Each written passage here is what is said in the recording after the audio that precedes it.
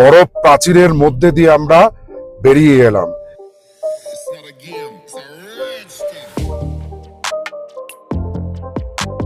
সামনে যেটা আপনারা দেখতে পাচ্ছেন এটাই হচ্ছে দ্য মাইটি গম্বরঞ্জন বা গডস মাউন্টেন। রাস্তার ডান দিক বাদিক দুদিকে কিন্তু বরফ জমে প্রাচীরের আকার নিয়ে দাঁড়িয়ে আছে।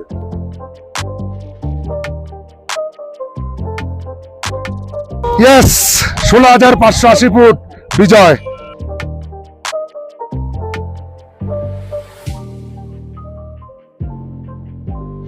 আজ 13ই জুন শনিবার, আমাদের লাদাখ ট্রিপের ডে 3। এই পর্বে আমরা কেলং থেকে বেরিয়ে শৃঙ্খলা টপ হয়ে দ্য মাইটি গম্বরঞ্জনকে দেখে তারপরে ফুকতাল মনাস্ট্রিকে দেখে চলে যাব হচ্ছে জান্সকার ভ্যালির পাদুমে, আর আমরা নাইট স্টে করব পাদুমে। টোটাল দূরত্ব আজকে আমরা কভার করব হচ্ছে প্রায় 200 কিলোমিটারের কাছাকাছি। এখন ঘড়িতে সময় বাজে সকাল 7:30। তো আর বেশি সময় নষ্ট করব না, তাহলে চলুন বেরিয়ে পড়ি। সবার প্রথমে এখান থেকে মানে কেলং হাইটস থেকে 70 কিলোমিটার দূরে সিংকুলা টপের উদ্দেশ্যে।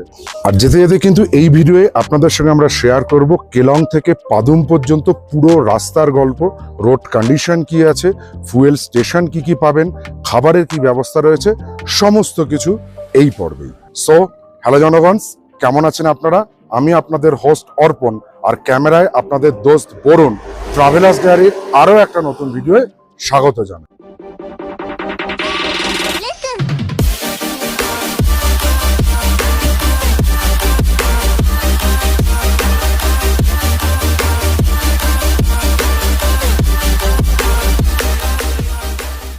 দুবছর আগে কেলংয়ে আমরা ছিলাম দংখং গেস্ট হাউসে। সেই গেস্ট হাউসের ভিডিও কিন্তু আমাদের ইউটিউব চ্যানেল ট্রাভেলার্স ডায়েরিতে দেওয়া আছে, সেটা আপনারা দেখে নিতে পারেন। আর এবার আমরা স্টে করলাম কেলং হাইটসে। এই কেলং হাইটসেরও একটা ডেডিকেটেড ভিডিও আপনাদের জন্য আমরা দিয়ে দেব। আমরা এই মুহূর্তে গেমুর যে অঞ্চল রয়েছে সেই জায়গাটা ক্রস করছি, আর এখানেও কিন্তু প্রচুর স্টেইং অপশন রয়েছে। আর ডান দিক দিয়ে বয়ে চলেছে ভাগ নদী, আর ভাগ নদীর ধারে প্রচুর টেন্টের অপশন রয়েছে। টেন্টে আপনারা থাকতে পারেন আসলে এই জায়গাটায়। আর 2 কিলোমিটার দূরে রয়েছে এখান থেকে জিসপা।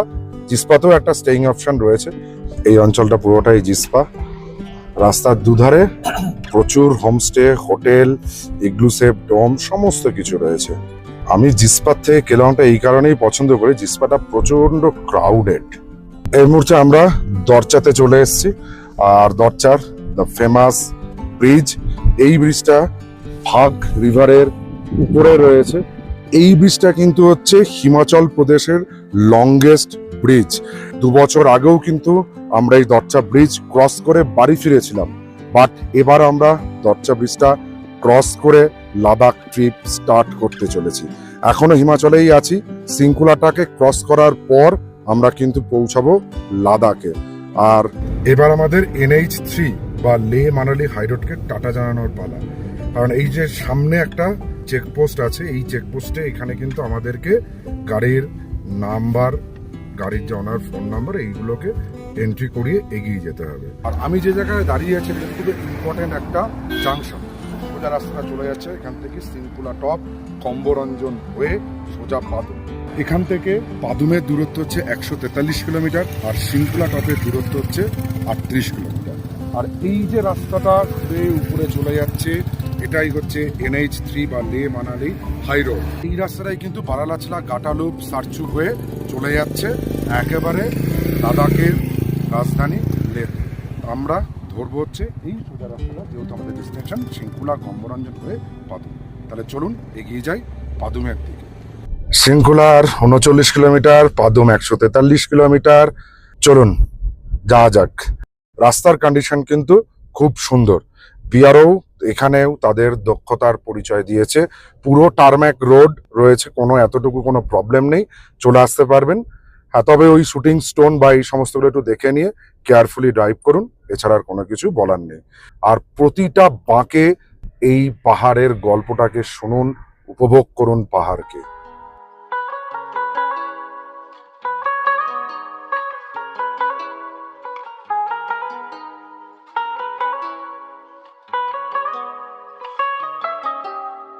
বাইরের ল্যান্ডস্কেপটা দেখুন, বরফ পড়ে রয়েছে, হালকা হালকা বরফ, পাহাড়ের চূড়ায় মাথায়, সত্যি অনবদ্য এই দৃশ্য।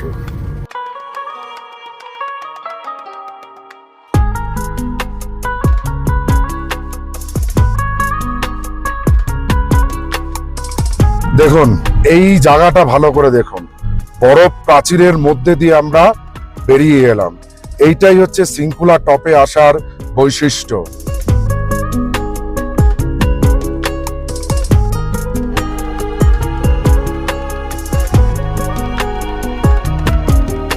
বরফ পড়ছে, বরফ পড়ছে, বরফ পড়ছে, আর বরফের প্রাচীর, এই সব কিছুর মধ্যে দিয়ে আমরা কিন্তু সিংকুলা থেকে আর মাত্র 2 কিলোমিটার দূরে রয়েছি। অদ্ভুত সুন্দর লাগছে এই জায়গাটায়।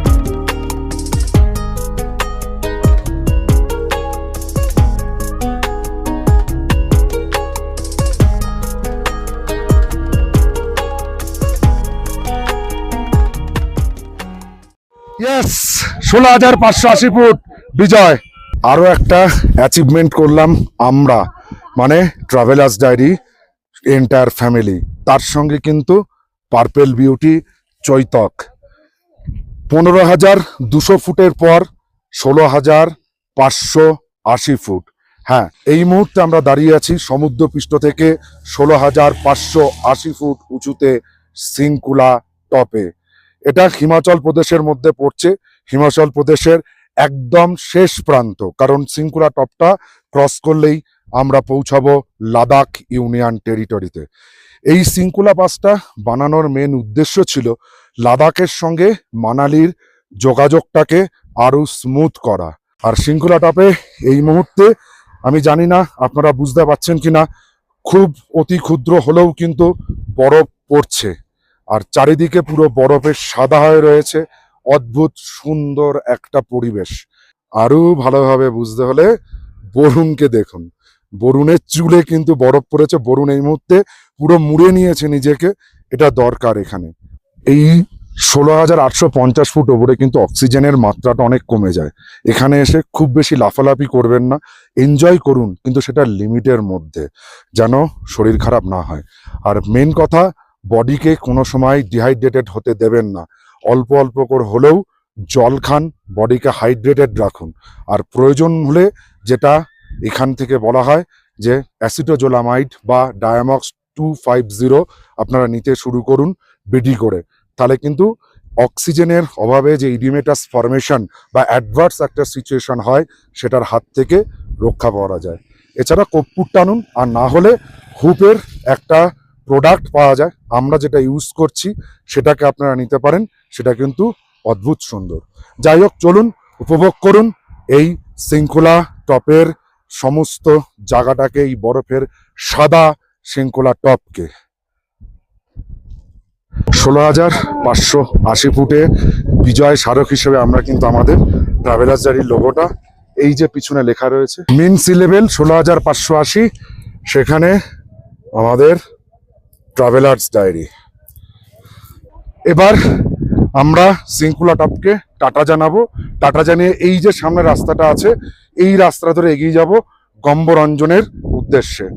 এখানেও এই যে বরফের প্রাচীর, বরফের প্রাচীরটা একবার দেখুন, সিরিয়াসলি বরফের প্রাচীরটা, ওফ।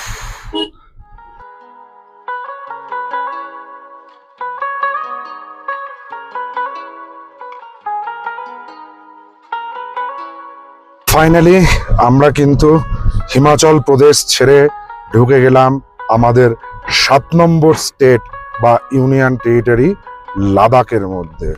রাস্তার কন্ডিশন দেখুন, লাদাখে ঢোকা মানেই তো এখানে ঝাঁ চকচকে সুন্দর টারমেক রোড।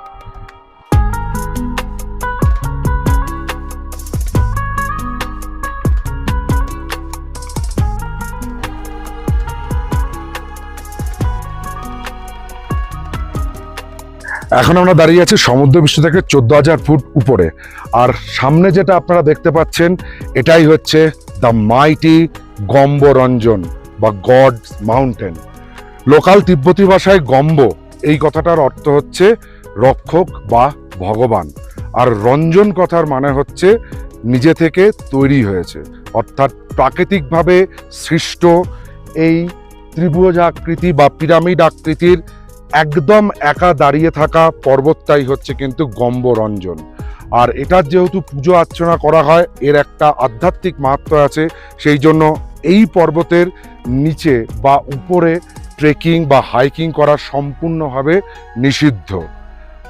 সত্যি অদ্ভুত সুন্দর। লাদাখের প্রথম আমরা যখন ইউনিয়ন টেরিটরি লাদাখে ঢুকেছি, লাদাখ কিন্তু আমাদের স্বাগত জানালো এই গম্বরঞ্জনকে দিয়েই।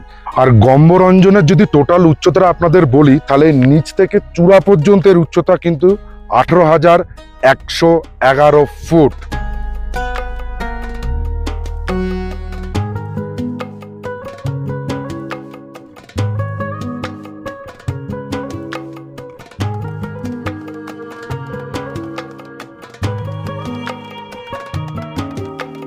খুব ভালোভাবে গম্বরঞ্জনকে দেখতে হলে কিন্তু চলে আসতে হবে এই রিভার বেডে, যেখানে ক্যাম্পগুলো আছে সেই জায়গায়। এখানে আপনারা চাইলে একটা রাত্রি স্টে করতেই পারেন, তবে এক্ষেত্রে টেন্টে থাকতে হবে। তবে মনে হয় এখানটা ঠান্ডাটা প্রচুরই পড়ে, কারণ এখনো এখানে হালকা হালকা বরফ পড়ছেই। কিন্তু এবার গম্বরঞ্জনটাকে একটু খুব ভালোভাবে দেখুন। ভালোভাবে যদি দেখেন, আপনাদের মানস চোখে কিন্তু চোখে পড়বে আমাদের এখানে দেবাদিদেব মহাদেবের একটা অবয়ব। একদম মাথার উপরে যেটা রয়েছে সেটাকে যদি আমি মহাদেবের জটা ধরি, আর তার পাশেরটাকে যদি আমি চাঁদ ধরি, তাহলে দেখুন ধ্যানমগ্ন অবস্থায় কিন্তু বসে আছেন আমাদের নীলকণ্ঠ মহাদেব।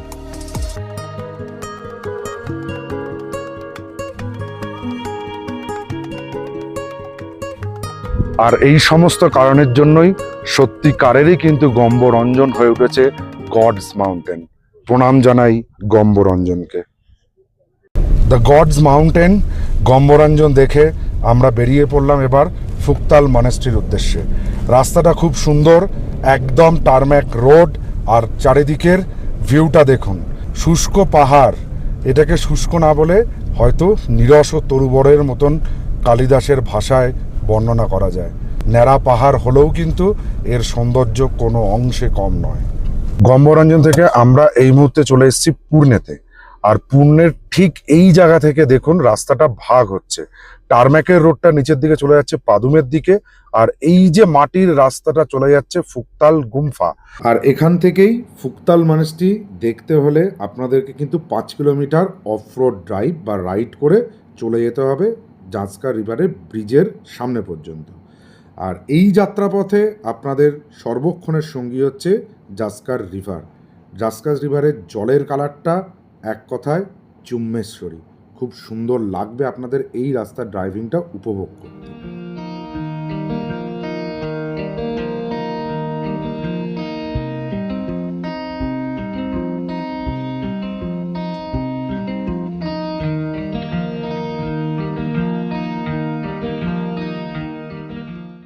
এখন আমরা চলে এসেছি এই জাস্কা রিভারের ব্রিজের সামনে।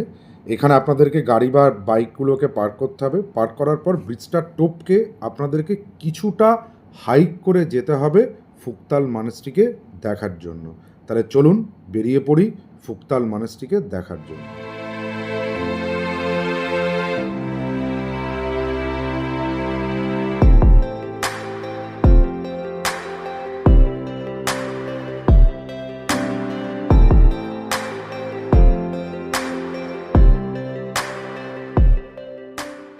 আর খুব একটা বেশি বাকি নেই।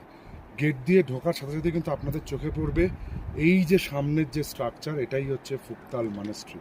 দুর্গম পাহাড়ের গায়ে পাহাড় কেটে মৌচাকের মতন করে কিন্তু বানানো হয়েছে এই ফুকতাল মনেস্ট্রিকে। রাস্তাটা খুব স্ট্রিপ। আমাদের সমস্ত টিম মেম্বার যারা আছে খুব ধীরে সুস্থে হেঁটে হেঁটে আসছি, রেস্ট নিয়ে আসছি। আপনারা যখন আসবেন তখন কিন্তু মাস্টলি একটা জলের বোতল ক্যারি করবেন। আর এই রাস্তার যখন আমরা আসবেন তখন কিন্তু প্রচুর চড়তেন আপনাদের সঙ্গী হবে। একবার এই স্ট্রাকচারটা দেখুন। এই রাস্তার মধ্যে একটা চড়তেনের মতন বানানো হয়েছে, ছোট্ট একটা গোয়া। এই গোয়ার মধ্যে ঢুকে চলে আসুন মনেস্ট্রি। যেহেতু একটা মনেস্ট্রি, এখানে ভগবান গৌতম বুদ্ধের পূজা অর্চনা করা হয়। তারও কি মহিমা দেখুন। এই এত উপরে, একদম উপরে দেখুন, ন্যাড়া পাহাড়ের ওপরেও কিন্তু সজীব গাছ, মানে ওখানেও প্রাণের স্পন্দন রয়েছে। চলুন এই প্রাণের স্পন্দনকে দেখে নতুন উদ্দীপনা নিয়ে আমরা আবার শুরু করি মনেস্ট্রির ভেতরে যাবার জন্য। চারপাশের সিনিক ভিউতে দেখুন, একেবারে মনে হচ্ছে কোনো শিল্পী তার কল্পনায় তুলিতে প্রকৃতির ক্যানভাসে এঁকে তুলেছে এই চারপাশের সমস্ত দৃশ্যকে। নদী, গ্রাম, রাস্তা, হাওয়াতে পাথরের মধ্যে যে ক্ষয়কার্য, সব কিছু মিলিয়ে যেন এখানে সৃষ্টি আর স্রষ্টা একাকার হয়ে গেছে। ঘড়িতে যদি দেখাই সময় এখন বাজে 3:09। তার মানে হচ্ছে যেখানে আপনারা পার্কিং করেছেন, মানে আমরা ব্রিজ থেকে শুরু করেছিলাম 2:35 আর 3:09 কিন্তু মনেস্ট্রির মেন গেটে চলে এসেছি। মানে টোটাল ওই ধরুন 45 মিনিট আপনাদের আসতে হবে। রেস্ট নিয়ে ধীরে সুস্থে আসুন। আজ থেকে 2500 বছর আগে বৌদ্ধ সন্ন্যাসীরা পাহাড় কেটে এই মনেস্ট্রিটি তৈরি করেছিল। ফুকতাল বা ফুকথাল, এই কথাটা কিন্তু তৈরি হয়েছে দুটো তিব্বতীয় শব্দ থেকে। একটা হচ্ছে ফুক আর একটা হচ্ছে তাল বা থাল। ফুক কথার অর্থ হচ্ছে গুহা, আর তাল বা থাল কথার অর্থ হচ্ছে মুক্তি, অর্থাৎ মুক্তির গুহা। কারণ এখানে যারা বৌদ্ধ ধর্মাবলম্বী আছেন তারা ধ্যান করেন মুক্তির জন্য। খুব অদ্ভুত জিনিস লাগলো। আগে ছোটবেলায় আমাদের মামার বাড়ি তাহেরপুর, গ্রাম বাংলার দিকে এই হ্যাজাক দেখা যেত। আর আজকে এই ফুকতাল মনেস্ট্রিতে এসে কিন্তু 2026 সালে হ্যাজাক দেখে মনটা খুব খুব ভালো লাগতো। ছোটবেলার কথা মনে পড়ে গেল।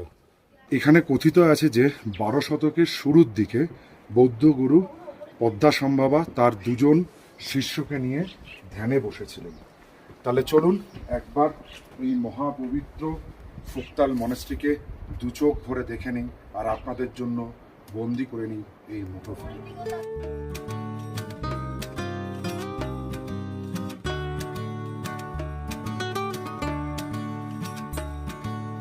ফাইনালি 3:15 এসে পৌঁছালাম ফুকতাল মনেস্ট্রির একদম মেন যে প্রেয়ার হল তার সামনে। এখানে আসলে আপনাদের সামনে একটা চটদেন পড়বে, আর চটদেন থেকে এগিয়ে এসে রয়েছে সেই শান্তির পতাকা।